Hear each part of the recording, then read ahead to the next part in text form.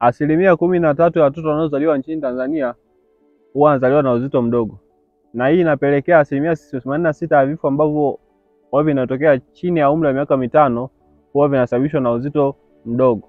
Sasa namna gani ya kuwa salama kipindi chote? Ni mama kufahamu vitu ambavyo vinaweza vikawa msaada kuepukana na changamoto ya baada ya kujifungua mtoto ambaye ana uzito mdogo, mradi kumfanya kuwa salama zaidi kipindi chote akiwa hospitalini, kwenda mazingira nyumbani, mpaka pale mtoto atakapokuwa na kufikisha miaka 5 na zaidi. Kuna vitu ambavyo mama anapaswa kuzingatia kama umejifungua mtoto ambaye ana uzito mdogo na umebahatika kwenda nyumbani, au jamii nataka kufahamu ni malezi gani ambayo mtoto anapaswa kupewa akiwa nyumbani ambaye amezaliwa na uzito mdogo. Jamii imekuwa na maswali mengi sana ambayo hayana majibu ndani yake, na inapotokea tatizo ndogo wamekuwa wakitafuta msaada au kutafuta njia ambayo wanaweza kupata ili kusuluhisha matatizo yanayotokea kwa kuingia mitandaoni au kuwatafuta madaktari na kupata ufumbuzi zaidi. Chaneli hii ni afya ambayo tutakwenda kutoa elimu mbalimbali kuhusiana na afya ambayo hatutaangalia umri au tutaangalia rika, kwa maana ni watu wote, wazee, vijana na kwa watoto.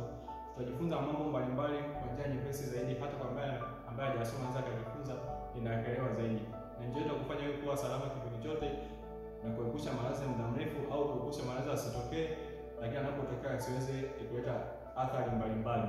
Kwa hata kwa ambaye hajasoma yuko kanaanza kusikiliza na kuelewa zaidi. Kwa hiyo ni vyema kuungana nami na kufuatilia channel hii kila wakati kwa kusubscribe na kupata taarifa mpya zaidi, pia tutakapotoa madarasa mbalimbali sana afya katika jamii, lakini pia watoto tutakuwa salama kipindi chote na kuepusha maswali ambayo yapo katika jamii au vitu ambavyo ukiviona unakuwa hauvijui. Kwa kupitia madarasa haya tutajifunza kupata maarifa mengi zaidi ya kiafya, ambapo tutakuwa salama kipindi chote katika jamii, na matatizo yatakapotokea hayatakuwa yenye madhara makubwa zaidi au yenye kuleta athari na kupelekea maradhi ya muda mrefu au vifo vya muda mrefu. Endelea kufuatilia channel hii leo, tuelekee kwenye darasa jingine ambayo jamii itaenda kujifunza. Inawezekana ushawahi kupoteza mtoto ambaye ana uzito mdogo, au ni mara yako ya kwanza unajifungua mtoto ambaye ana uzito mdogo, au jamii ni mara yake ya kwanza inasikiliza hii habari ya kuhusiana na mtoto ambaye ana uzito mdogo. Yaani labda nikwambie kitu, hii hali sio hali ya kawaida. Itakapotokea basi msishtuke, maana yake jamii tuna kazi kubwa sana kumwelimisha mama mpaka pale atakapokuwa sawa. Maana yake kuna matatizo ya kisaikolojia na huwa mara nyingi yanatokea na kupelekea mama kutoa huduma hafifu kwa mwanae, au mama kumwogopa mwanae na kupelekea kutoa huduma ambayo sio stahiki kwa mtoto wake, au amekuwa na uoga sana dhidi ya mwanae. Jamii tunahitaji kuwa bega kwa bega kwa mama kwa kipindi chote mpaka pale atakapohakikisha mtoto wake amekuwa salama au amekuwa katika umri ambao utakuwa sahihi kwake. Maana yake tunahitaji kumpa mama ulinzi, lakini pia msaada wa kimaarifa mbalimbali ambao kwake itakuwa msaada juu ya malezi ya mtoto wake. Mama ambaye atajifungua na mtoto ambaye ana uzito mdogo, kuna madhara mbalimbali ambayo yeye anaweza kujitokeza, lakini pia kwa mtoto wake. Leo mama anapaswa kumsaidia kwa kumpa maarifa mbalimbali juu ya malezi ya mtoto wake, lakini pia kumwandaa mama kiakili namna bora ambavyo yeye kwake anaweza kawa msaada juu ya mtoto ambaye atakayezaliwa atakuwa na uzito mdogo. Si rahisi kama unavyodhani kwamba mama anaweza akalea mtoto au ni jambo la kawaida kwake, hususan ni mama ambaye atakuwa amejifungua mara ya pili mtoto ambaye ana uzito mdogo na mara ya kwanza imetokea akapoteza mtoto wake, au mama ambaye tayari leo ni mara yake ya kwanza ajifungua mtoto ambaye ana uzito mdogo na asha kusikia tetesi au habari yoyote kuhusiana na mtoto ambaye anazaliwa na uzito mdogo na changamoto ambazo anakumbana nazo akiwa nyumbani au akiwa hospitalini, au asha kuuguza ndugu ambaye amejifungua mtoto ambaye ana uzito mdogo. Sasa kuna changamoto ambazo amekumbana nazo, hakuweza kufuatilia ni nini sababu ambayo imepelekea yule ndugu akajifungua vile. Sasa leo imemkuta kwake, huwa naye anakuwa na mawazo mbalimbali. Sasa namna gani kumsaidia huyu mama? Ni sisi jamii kuwa bega na bega na mama, kumpatia maarifa mbalimbali na kumsaidia msaada wa kisaikolojia ambao kwake utakuwa nafuu na kuweza kumpatia mtoto huduma ile anayostahili kipindi chote ambacho atakuwa na uzito mdogo mpaka pale atakapokuwa. Huduma ya mtoto mchanga ambaye amezaliwa na uzito mdogo, huduma gani ambayo anapaswa kupewa? Moja, anahitaji ulinzi ambao ulinzi huo utakuwa dhidi ya maambukizi kwa mama, kuhakikisha vifaa vyote ambavyo natumia kumlishia mtoto wako maziwa au mazingira yote ambayo yanamzunguka mtoto anakuwa salama zaidi. Kuanzia vifaa ambavyo natumia kumnyonyeshia mtoto na mazingira yote ambayo yanamzunguka mtoto, ikiwemo nguo ambazo namfunika mtoto, basi inabidi viwe visafi. Maana kuanzia nguo zake, nepi ambazo atakuwa amejisaidia, basi kuhakikisha kuwa safi, na mtoto kuhakikisha anaoga na kuwa msafi kipindi chote. Hii inamfanya mtoto kumlinda dhidi ya maambukizi. Inawezekana mazingira ambayo wewe umejifungulia akawa ni salama zaidi, lakini sehemu ambapo unalelea mtoto wako au nyumbani kwako usiwe sehemu ambapo ni salama sana, basi jitahidi kutengeneza mazingira ambayo atakuwa salama kwako. Naepuka watu kumshika mtoto bila sababu za msingi, au mtu ametoka shambani au kuna sehemu ametoka ambapo haupaamini, au ametoka kwenye umati wa watu hajanawa mikono yake, anafika na kumkumbatia mtoto wako au kucheza na mtoto wako. Ni vyema hakikisha mtu anakuwa salama zaidi, ili mradi kumlinda mtoto wako dhidi ya maambukizi nyemelezi ambayo anaweza akapata kutokana na upungufu wa kinga ambao anao mwilini kutokana na kuzaliwa na udogo wake. Wewe mama ni mmoja wapo ambaye umejifungua mtoto mdogo. Kwa hiyo zingatia ulinzi kwako na kwa mtoto wako dhidi ya maambukizi na mazingira yote ambayo kwake unahisi atakuwa hatari, ni vyema kumuepusha, ili mtoto wako aweze kukaa na kutulia na kujiepusha na vitu hatari. Jambo la pili ambalo mama unapaswa kuzingatia kwa mtoto wako ni upande wa chakula. Mama unapaswa kunyonyesha mara kwa mara, ili mtoto wako aweze kukua vizuri na kuwa na uzito ambao unastahili, au kuongezeka kwa kiwango ule uzito ambao unastahili kuwepo kwa mtoto wako. Hii itamfanya mtoto kumwepusha na maradhi mbalimbali, ikiwemo mtoto kuchemka mara kwa mara, kuongezeka uzito ambao unahitajika, na kumuongezea kinga ambayo kwake itamlinda dhidi ya maambukizi.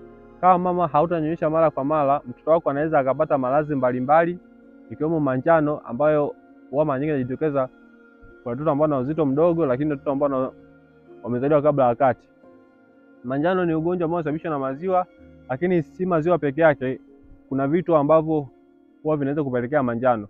Leo tuzungumzie na maziwa ambayo mama, kama utakuwa na maziwa machache, kwa mtoto wako ana hatari kubwa kupata manjano. Lakini kama mama utakuwa na maziwa machache pia, kwa mtoto ambaye ana uzito mdogo, anaweza kupata kisukari, lakini pia mtoto wako akashindwa kukua vizuri, maana akashindwa kunawili na uzito kuongezeka.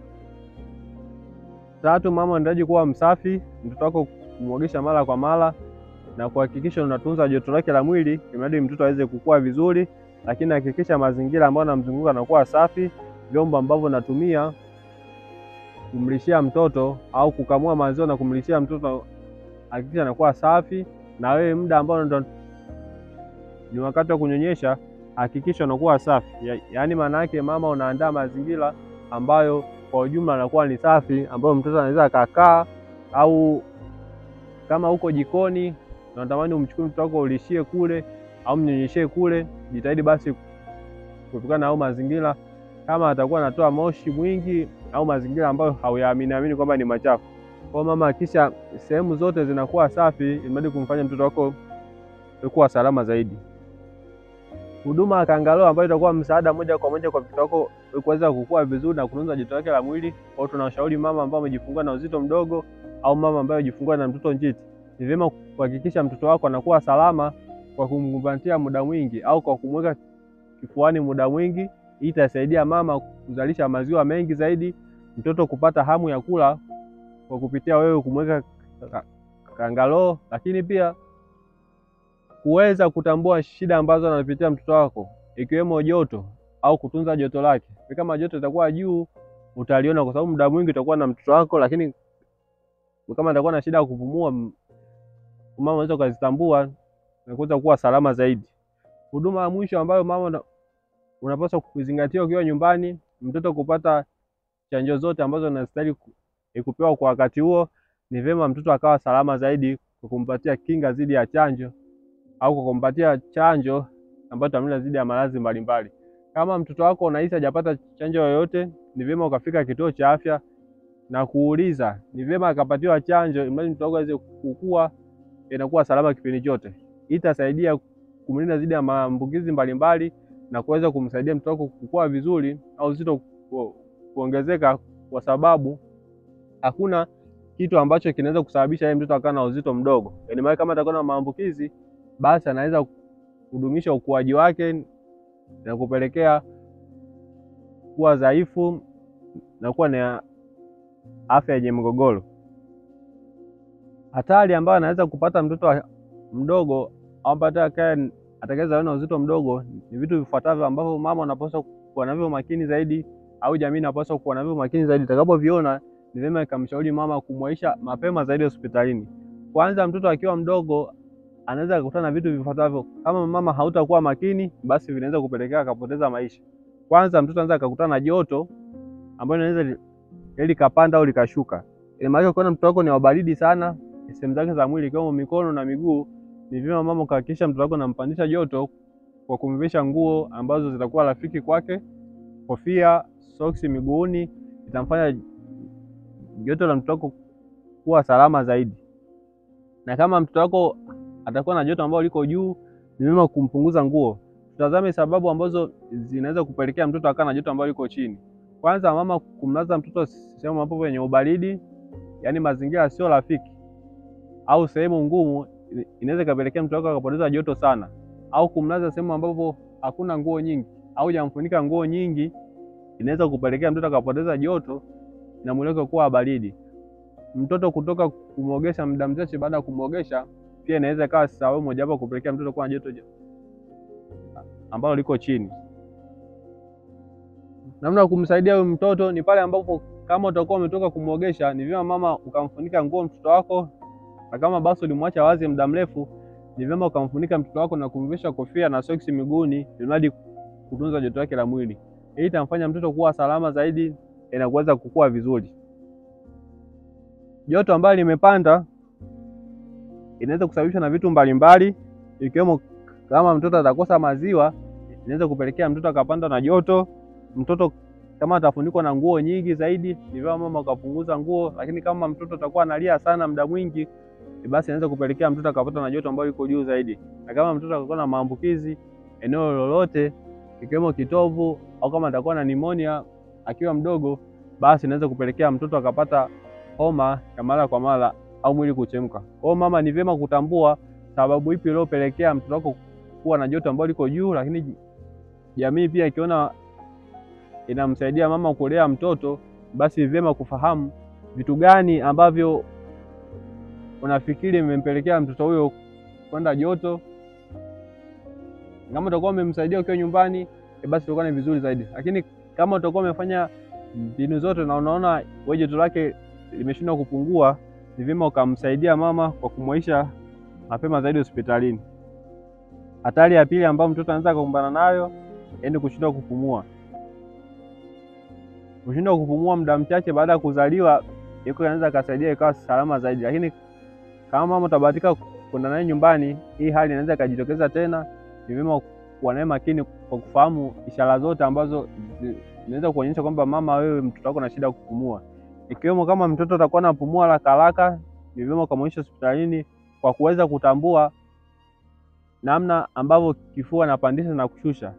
Ili mradi uweze kusema mtoto wako ana shida kupumua, kuna vitu vitatu ambavyo mama anapaswa kuvizingatia, lakini jamii pia inapaswa kuvizingatia.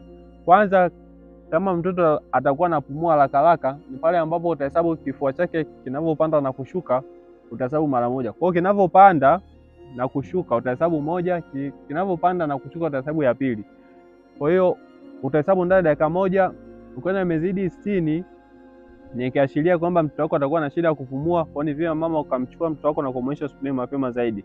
Lakini kuna wakati labda mtoto akiwa ametoka kula, inaweza kupelekea akanapumua haraka haraka sana, kama atakuwa ameshiba au kama atakuwa ametoka kulia. Kwa hiyo mama unaweza ukashtuka ukahesabu, alafu ukamwonyesha mtoto wako hospitalini.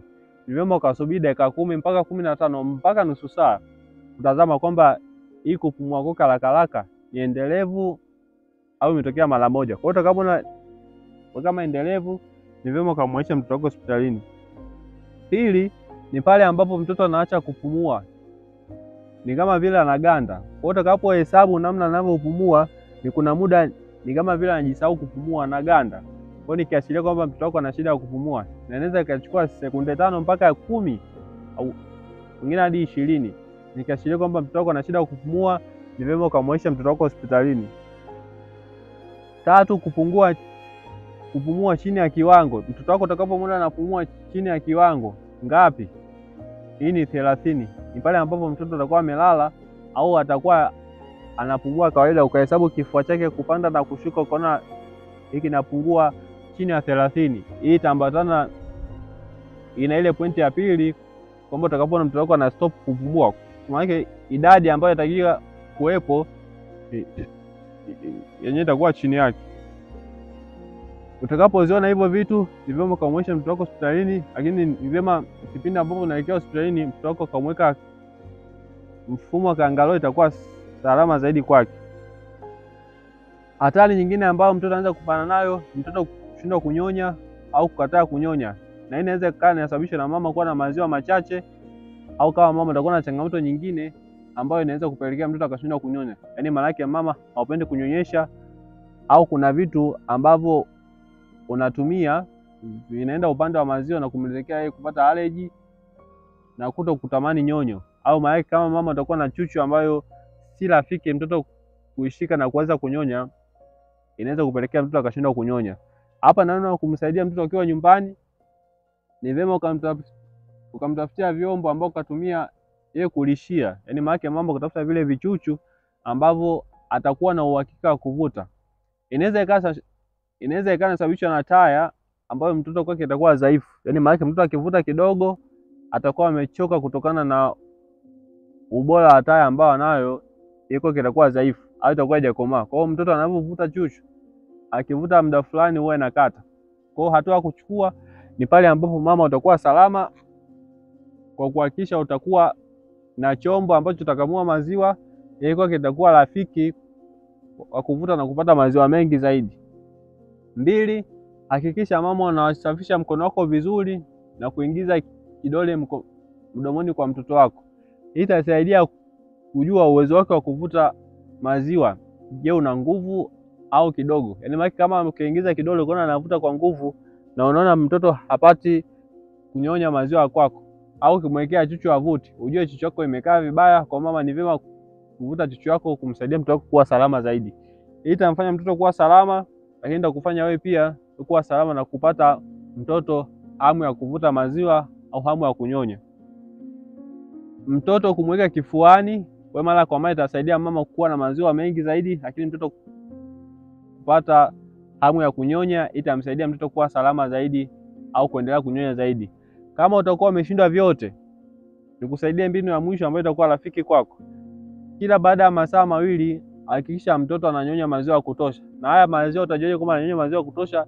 Ni vyema mama ukakamua na ukapata idadi ya maziwa. Kama utampa mililita 40 kila baada ya masaa 2 au kila baada ya masaa 3, mililita 40 iko kitakuwa rafiki na itamsaidia mtoto wako kukua akiwa salama zaidi, au kuwa na uhakika wa maziwa ambayo anapata atakuwa ni mengi zaidi. Masaa 2 mpaka 3 hakikisha mtoto anapata mililita 40 kila wakati, lakini hapo katikati akibahatika kulia na kuonyesha ishara ya kunyonya, basi utanyonyesha. Lakini hayo masaa 2 baadaye hakikisha anapata mililita 40 kila mara. Hii itamsaidia mtoto wako kuwa na uhakika wa maziwa ambayo ananyonya, lakini pia kumfanya kushiba. Tatizo la mwisho ni kumkinga dhidi ya maambukizi, ambao mama hapa tumesema unaweza ukawa msafi kipindi chote wewe, lakini mazingira yote ambao mtoto atakuwa rafiki kwake. Hakikisha vyombo ambavyo unatumia kumkamulia maziwa vinakuwa safi, nguo ambazo unatumia kumfunikia mtoto zinakuwa safi, na watu ambao wanahusika kwa namna moja au kwa namna nyingine kumsaidia kulea mtoto wako wanakuwa katika mazingira safi ambayo utamlinda mtoto dhidi ya maambukizi. Maambukizi yanaweza kuingia kwa njia mbalimbali, ikiwemo njia ya kitovu au njia ya mkojo. Kwa mama hakikisha nepi zake unabadilisha mara kwa mara, na sehemu yake ya kitovu unahakikisha inakuwa safi na kuwa salama kipindi chote. Hii itamfanya mtoto kuwa salama, itakufanya na wewe pia kuwa salama.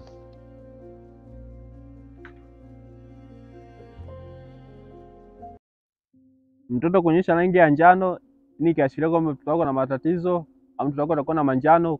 Kwa ni vyema kumwonyesha hospitalini mapema zaidi. Utajuaje mtoto wako na rangi ya njano? Ni pale ambapo utakapomshika utahisi sehemu ulioshika ukukuta rangi ya njano, na kama haujui dalili za manjano, ni vyema ukafuatilia akaunti hii au chaneli hii kusearch manjano, utapata namna ambavyo nimeeleza kwa upana zaidi kuhusiana na manjano. Uchafu na damu kuweza kutoka sehemu ya masikio, pua na kitovu. Hii ni kiashiria kwamba mtoto wako atakuwa ina changamoto. Ni vyema ukamsafisha maeneo hayo na kumuisha mtoto wako hospitalini mapema zaidi. Ukihisi harufu inatoka kwa sehemu ya kitovu au kitovu cha mtoto wako kimechelewa kufunga na kutoa uchafu au usawa wowote, ni vyema ukamuisha mtoto wako hospitalini mapema zaidi na kuwa salama kipindi chote. Mtoto kushindwa kupata choo, hii itaambatana na mtoto tumbo lake kujaa sana au kujamba mara kwa mara na kushindwa kupata choo kubwa au choo ndogo, na mtoto kupelekea kulia sana. Hii ni kiashiria kwamba mtoto wako na matatizo, ni vyema ukamuisha mtoto wako hospitalini mapema zaidi. Mtoto kushindwa kupata choo zaidi ya siku 3, kwa maana siku ya kwanza asipopata choo ni kawaida, kisha mama maziwa anatoka, anampa maziwa ya kushiba. Siku ya pili pia ni kawaida, lakini baada ya siku 3 ukaona mtoto wako bado yana changamoto kupata choo, ni vyema ukamuisha mtoto wako hospitalini mapema zaidi. Lakini kupitia akaunti hii nimekueleza namna bora kumsaidia mtoto wako ambaye matatizo ya choo au tumbo lake limejaa gesi. Unaweza kuangalia video hii akusearch akaunti hii kwa kusearch vitu ambavyo vinaweza vikamsaidia mtoto wako kukutana na changamoto ya gesi na kuweza kumsaidia. Kama mtoto wako tumbo lake litakuwa limejaa sana, ni vyema ukamuisha mtoto wako hospitalini mapema zaidi akawa salama. Hali ya kulala muda mrefu. Mtoto kulala muda mrefu ni kawaida, lakini inapotokea analala sana ni kiashiria kwamba mtoto wako ana changamoto. Na utajuaje kwamba mtoto wako analala sana? Ni pale ambapo anashindwa hata kuamka na kunyonya, au utakapomwamsha hadi apate kunyonya yeye anakuwa hawezi, na hawezi akacheza. Yaani anapoamka anakuwa legevu sana, au hawezi akafumbua macho, muda mwingi anakuwa amelala, ni kiashiria kwamba mtoto wako ana changamoto. Ni vyema kumuisha mtoto wako hospitalini mapema zaidi mradi awe salama kipindi chote. Kwa hiyo utakapoona mtoto wako amelala muda mrefu, ni vyema kumuisha mtoto wako hospitalini mapema zaidi. Lakini mtoto anaweza akapata degedege akiwa mdogo. Utajuaje kwamba mtoto wako ana degedege akiwa mdogo? Hii degedege inaweza kusababishwa na vitu vingi, ikiwemo kama mtoto alikuwa na joto juu muda mrefu, maana atakuwa na homa mara kwa mara, ni kiashiria kwamba mtoto wako na maambukizi. Au kama alipata shida wakati wa kuzaliwa, baadaye anaweza kupata degedege. Sasa namna ya kumsaidia mtoto mwenye degedege ni kuweza kuitambua degedege ukiwa nyumbani na kumuisha mtoto wako mapema zaidi hospitalini. Utatambuaje sasa mama au jamii, utatambuaje kwamba mtoto wako ana degedege? Kwanza hakikisha anapocheza mtoto wako ni pale ambapo acheza zaidi ya dakika 1 hadi 2. Yaani maana yake mtoto, ili uweze kutambua kwamba huu mchezo ni wa kawaida au sio mchezo wa kawaida, ni pale ambapo utamkuta mtoto wako anatikisa macho, na utakaposhika au macho yake yatakuwa na makengeza muda mrefu sana. Hii ni kiashiria kwamba mtoto wako ana degedege. Au kama atakuwa anacheza mikono na miguu, ni kiashiria kwamba mtoto wako ana degedege. Kwa kugusanisha na mwili wake, utakapohisi na kusukuma ndani ya sekunde 30 mpaka 40, wengine huwa anafika dakika 1, 2. Ukihisi umemkuta anacheza au unanyonyesha ukahisi anacheza muda huo, ni vyema ukachukua mkono wake ambao anachezesha au mikono yake au miguu yake, ukageusanisha na mwili wake, ukahisi kama bado anaendelea kuchezesha kwa kutamani kukusukuma, ni kiashiria kwamba mtoto wako ana degedege. Mtoto ambaye anacheza kawaida, ukimshika atajihisi kama vile ameshuka na kuacha ili kucheza, ni kiashiria kwamba huo ni mchezo wa kawaida na wala sio degedege. Utakapoziona vitu hivi, ni vyema ukawahi mapema hospitalini ili kumlinda mtoto wako dhidi ya maambukizi au vitu hatari ambavyo hivi vinaweza kupelekea kupoteza maisha yake. Uungwana ni kuwaita watu ili kupata madarasa haya mbalimbali ya kiafya ambayo itaifanya jamii kuwa salama kipindi chote, lakini pia kuwa miongoni mwa watu ambao wamesubscribe na kupata elimu hizi mbalimbali ambazo zitakuwa msaada kwako, lakini kwa kizazi kijacho au ndugu jamaa na marafiki.